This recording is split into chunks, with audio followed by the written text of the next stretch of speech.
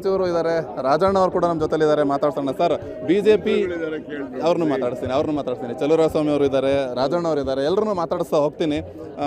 BJP JDS ಒಂದು ಕಡೆ ಪ್ರತಿಭಟನೆ ಮಾಡ್ತಾ ಇದೆ, ಸದನ ನಡೆಸೋದಕ್ಕೆ ಬಿಡ್ತಾ ಇಲ್ಲ ಅಂತ ನೀವು ಪ್ರತಿಭಟನೆ ಮಾಡ್ತಿದ್ದೀರಿ ಸರ್. ಇನ್ನು ಎಷ್ಟು ದಿವಸ ಈ ಹಗ್ಗ ಜಗ್ಗಾಟ? ಜನರಿಗೆ ಅವರು ಪ್ರಜಾಪ್ರಭುತ್ವ ವಿರೋಧಿಗಳು ಅಂತೇಳಿ ನಾವು ಮನವರಿಕೆ ಮಾಡಬೇಕಲ್ಲ, ಆ ಕೆಲಸ ನಾವು ಮಾಡೋ ಪ್ರಯತ್ನ ಇದೆ ಅಷ್ಟೇ. ರಾಜ್ಯದಲ್ಲಿರ್ತಕ್ಕಂಥ ಜ್ವಲಂತ ಸಮಸ್ಯೆಗಳು, ಭೀಕರ ಬರಗಾಲ ಇದೆ. ಇವತ್ತು ಜನರಲ್ಲಿ, ರೈತರಲ್ಲಿ ನೆಮ್ಮದಿ ಇಲ್ಲ. ಆ ನೆಮ್ಮದಿಯನ್ನು ತರುವಂಥ ರೀತಿಯಲ್ಲಿ ನಾವು ಚರ್ಚೆ ಮಾಡಿ ನಾವು ಅವರಿಗೆ ಒಂದು ಉತ್ತಮವಾದಂಥ ಒಂದು ಸಂದೇಶವನ್ನು ಕಳಿಸ್ಕೊಡ್ಬೇಕು. ಅದನ್ನು ಹೊರತುಪಡಿಸಿ ಇವರು ರಾಜಕೀಯಕ್ಕೋಸ್ಕರ ಈಗ BJPನಲ್ಲಿ 8 ಜನ ಮುಖ್ಯಮಂತ್ರಿಗಳಿದ್ದಾರೆ, ನ್ಯಾಯಾಲಯದಲ್ಲಿ ಕೇಸ್ ಇರ್ತಕ್ಕಂಥವ್ರು, 8 ಜನ ಕೇಂದ್ರ ಸರ್ಕಾರದಲ್ಲಿ ಮಂತ್ರಿಗಳಿದ್ದಾರೆ. ಈ ಹಂತದಲ್ಲಿ ನಾಗೇಂದ್ರ ಅವರು ಒಬ್ಬ ಆರೋಪಿ ಅಷ್ಟೇ, ಅಪರಾಧಿ ಅಲ್ಲ. ಅಪರಾಧಿ ಅಂತ ನಿರ್ಣಯ ಆದಮೇಲೆ ನಾವು ಅವರಿಗೆ ಬೆಂಬಲ ಕೊಡ್ತಕ್ಕಂಥ ಪ್ರಶ್ನೆ ಬರೋದಿಲ್ಲ.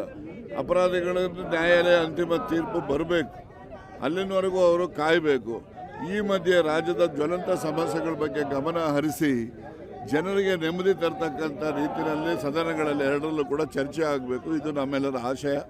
ಅವರು ಏನು ಈ ರೀತಿಯ ಗದ್ದಲ ಉಂಟು ಮಾಡಿ ಚರ್ಚೆ ಮಾಡದೇ ಇರತಕ್ಕಂಥದ್ದು, ಅವರನ್ನು ಪ್ರಜಾಪ್ರಭುತ್ವ ವಿರೋಧಿಗಳು ಅಂತೇಳಿ ಜನರಿಗೆ ನಾವು ಮನವರಿಕೆ ಮಾಡ್ತಕ್ಕಂಥ ಕೆಲಸವನ್ನು ಈ ಮೂಲಕ ಮಾಡ್ತಾ ಇದ್ದೀವಿ. ಚಲುವರಾಯಸ್ವಾಮಿ ಅವರು ಇದ್ದಾರೆ, ಅವ್ರನ್ನ ಕೂಡ ನಾವು ಮಾತಾಡ್ಸೋಣ. ಸರ್, ಇನ್ನೂ ಎಷ್ಟು ದಿವಸ ಈ ಹಗ್ಗ ಜಗ್ಗಾಟ? 7 ದಿವಸ ಆಗೋಯ್ತು, ಸದನ ನಡೆಯೋಕೆ ಬಿಡಲಿಲ್ಲ ಅವರು. BJP ಅವರಿಗೆ ನಾನು ಅರ್ಥನೇ ಮಾಡ್ಕೊಳಕ್ಕಾಗ್ತಾ ಇಲ್ಲ. ಅವರು ರಾಜಕಾರಣವನ್ನು ವಿಧಾನಸೌಧದಲ್ಲಿ ಶಾಸಕರು ಚರ್ಚೆ ಮಾಡುವಂಥ ಜಾಗದಲ್ಲಿ ರಾಜಕಾರಣ ಮಾಡ್ತಾರೆ ಅಂದರೆ, ಅವರು ಒಂದು ರಾಷ್ಟ್ರೀಯ ಪಕ್ಷವಾಗಿದ್ಕೊಂಡು ನೋಟಿಸ್ ಕೊಟ್ಟಿಲ್ಲ. ನೋಟಿಸ್ ಕೊಟ್ಟು ಚರ್ಚೆ ಮಾಡಿದ್ರೆ ಬೆಳಕು ಚೆಲ್ಲಿ.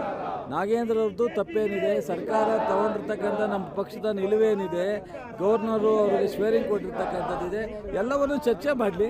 ನಾವು ಸವಿತ್ರವಾಗಿ ಚರ್ಚೆ ಮಾಡೋಕ್ಕೆ ರೆಡಿ ಇದ್ದೀವಿ. ಅದನ್ನು ಚರ್ಚೆ ಮಾಡ್ಬೋದು, ಜ್ವಲಂತ ಸಮಸ್ಯೆನೂ ಚರ್ಚೆ ಮಾಡ್ಬೋದು. ರಾಜ್ಯದಲ್ಲಿ ಬರಗಾಲದಿಂದ ಜನ ತತ್ತರಿಸೋಗಿದ್ದಾರೆ. ಈ ವಿಚಾರನೇ ಅವ್ರಿಗೆ ಬೇಕಿಲ್ಲ, ಜನರ ಸಮಸ್ಯೆನೇ ಬೇಕಿಲ್ಲ. ಅವ್ರಿಗೆ ಬೇಕಿರೋದು ಒಂದೇ ರಾಜಕಾರಣ. ಸೊ ಅದಕ್ಕೋಸ್ಕರ ಜನರಿಗೆ ತಿಳಿಸೋದೇನ ಇನ್ನೂ 4 ದಿನ ಸದನ ಇದೆ, ಯಾವ ದಿಕ್ಕಿನಲ್ಲಿ ಸಾಗುತ್ತೆ? ಸೊ ನಾನು ಜನರಿಗೆ ಅವ್ರು 26 ಸಹ ವಾಪಸ್ ತಗೊಂಡು ಸದನ ನಡೀಲಿಕ್ಕೆ ಬಿಡಬೇಕು ಅಂತ ಅನ್ನೋದು ನಮ್ಮದು ಒತ್ತಾಯ. ಸೊ ಅದಿಲ್ಲ ಅಂತ ಅಂದರೆ ಬಹುಶಃ ನಾವು ಏನಾದ್ರು ಒಂದು ಮುಂದೆ ಏನು ತೀರ್ಮಾನ ತಗೋಬೇಕು ಮತ್ತು ಜನರಿಗೆ ನಾವು ತಿಳಿಸುವಂಥ ಕೆಲಸ ಮಾಡಬೇಕಲ್ಲ, ಒಳಗಡೆ ಏನು ಮಾಡ್ತಾ ಇದ್ದಾರೆ ಇವರು ಅನ್ನೋದನ್ನು. ಅದಕ್ಕೋಸ್ಕರ ಇವತ್ತು ಪ್ರತಿಭಟನಾ ಕಾರ್ಯಕ್ರಮ ಕೂಡ ರಾಜಣ್ಣ ಮತ್ತು ಚಲುವರಾಯಸ್ವಾಮಿ ಅವರ ಮಾತು. ಕ್ಯಾಮ್ರಾ ಪರ್ಸನ್ ಈರಣ್ಣ ಜೊತೆ ಸುರೇಶ್, ಏಷ್ಯಾನೆಟ್ ಸುವರ್ಣ ನ್ಯೂಸ್, ಬೆಂಗಳೂರು.